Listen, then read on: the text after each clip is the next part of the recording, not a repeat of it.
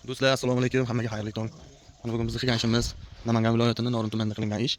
Zinamizni bir ko'rib baho bersangiz, menga qarab turib razmerlar bilan tanishtirib o'tishga harakat qilamiz. Zinamizni hozircha karkas tashlash jarayonidamiz. Bolalar bilan stol bilan harakat qilib turibmiz. Bolalar bu yerda ustiga kelib hamma razmerlar bo'yicha apalkalarni tayyorlash jarayonida bo'lib turishibdi. Xudo xolasa, bugun quyib egalariga topshirish harakatidamiz. Zinamizni o'rtadan chiqish, ikki tarafga tarqatish. Chiqib ketish mana bu tarafda bitta, o'ng tomonda, chap tomonda bitta. Do'stlar, agar kimda shunaqa xizmatlar bo'ladigan bo'lsa, ofitsiant telefon raqamlarimiz bor. Telefon qilib bemalol murojaat qilishingiz mumkin. Xizmatlarimiz tez va sifatli. Hozir ham razmerlar bilan tanishtirib o'tishga harakat qilaman. Shu balandligimiz 2.75, ozgina kam 16 cm dan 15-8 dan tushgan balandliklari.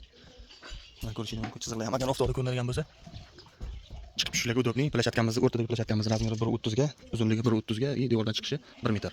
Qanotlarimizga keladigan bo'lsak, bu qanotda 1 metr eniga, tepadagi plashyatkamiz 1.5 metr.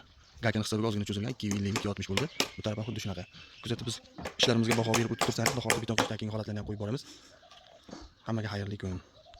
Assalomu alaykum, hurmatli obunachilar, hammaga alangali salom. Mana boyagina ko'rsatgan zinamizni beton quyish jarayonlaridan yakunlab, ustida yugurishga tayyor qilib qo'ydik. Xudo xohlasa uyiga topshirdik, haqqlarimizni oldik. Tepasida sirazi xizmatlar bo'lsa, ofitsiant telefon raqamlari bor, bemalol telefon qilib murojaat qilishingiz mumkin aziz obunachilar. Like va podpiska orqali qo'llab-quvvatlashda degan umidimiz do'stlarim. Hammaga rahmat.